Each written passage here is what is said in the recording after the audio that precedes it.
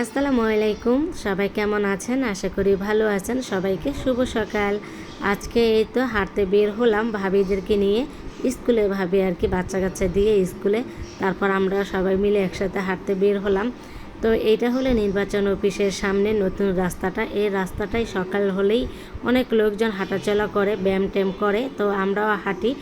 আর এই যে দেখেন কত লোকজন। আর এখানে এই গাছটার নিচ দিয়ে যাচ্ছিলাম, এত সুন্দর বকুল ফুলের ঘেরান। তো নিচে এবার তাকিয়ে দেখি ফুলগুলো পড়ে আছে। তো এখন আমি ফুল কুড়াচ্ছিলাম। আমার কাছে এই ফুলগুলোটা অনেক ভালো লাগে, আর বিশেষ করে ফুলের ঘেরানটা এত মিষ্টি একটা ঘেরান, খুবই সুন্দর একটা ঘেরান। তো এই তো ফুলগুলো আমি কুড়াচ্ছিলাম। তো অনেকগুলো ফুলই পড়ে আছে। বকুল ফুলের গাছের সামনে দিয়ে গেলে বোঝাই যায় আসলে এখানে বকুল ফুলের গাছ আছে, যেহেতু ঘেরানটাই তো করে দেয়, একদম বোঝা যায় যে এখানে একটি গাছ। এই যে আমি ফুলগুলা নিয়েছি, নিয়ে আবার এই যে মাটিতে রেখে দিলাম। আমার হাতে পিঁপড়া ধরছে, লাল লাল পিঁপড়া। কালো পিঁপড়াগুলো ধরলেও আর কি সমস্যা হতো না, ওগুলো আবার কামড় দেয় না, শুধু শরীরে বায়। আর লাল লাল লাল পিঁপড়া এইগুলো আর কি কামড় দেয়। তা আমি যে মাটিতে ফেলে দিয়েছিলাম, পরে আবার উঠাইছি।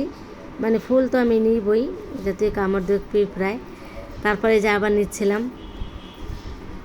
তো ফুল কোরানো হয়ে গেছে। এখন আমি এই যে আপনাদেরকে সুন্দর সুন্দর ফুল দেখাচ্ছি আজকে। তো এখানে যে এই ফুলগুলো কি আমি জানি না নাম কি ফুল। তো ফুলগুলো এত সুন্দর, নিচে এই যে পড়ে আছে। তারপরে গাছে দেখেন পুরা গাছটা জুড়ে আর কি ফুল ফুটে আছে, ভালোই লাগতেছে।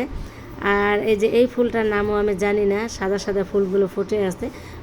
আর বৃষ্টি পড়ছিল, তো বৃষ্টিতে ফুল গাছগুলো ধুলাবালি ময়লা টয়লা একদম বৃষ্টির পানিতে ধুয়ে গেছে, আরও সুন্দর লাগতেছে। পুরা গাছটা একদম পরিষ্কার হয়ে গেছে ময়লা টয়লা ধোয়ার পর।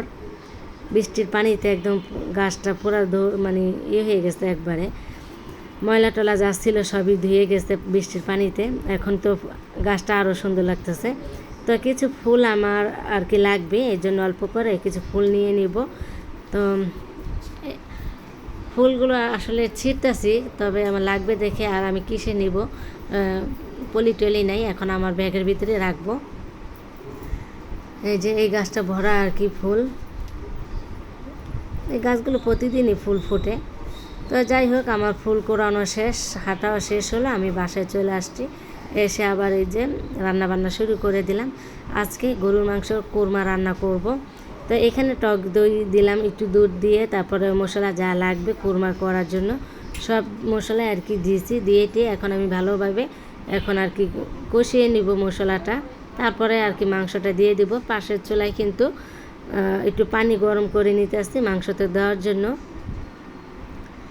তো এখানে এই যে মশলাটা কষানো প্রায় হয়ে গেছে, আমি এখন মাংসটা দিয়ে দেবো। যেহেতু টক দই দিছি, একটু ভালোভাবে নাড়তে হবে, নয়তো নিচে লেগে যাবে।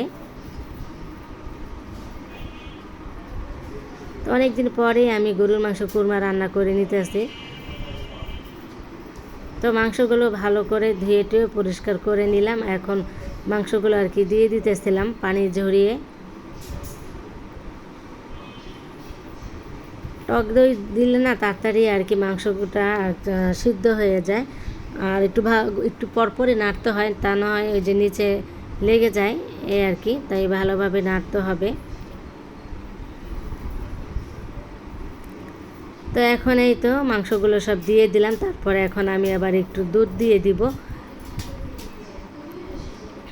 এখানে আমি প্রায় 1 কেজির মতন দুধ দিয়ে দিলাম, যেহেতু কোরমা তো দুধ দিয়ে রান্না করে।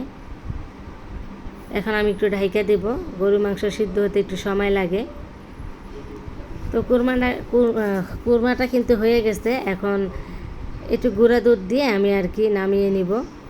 আর পাশের চুলায় যে পোলাওটা রান্না করে নিতে আসি অল্প করে।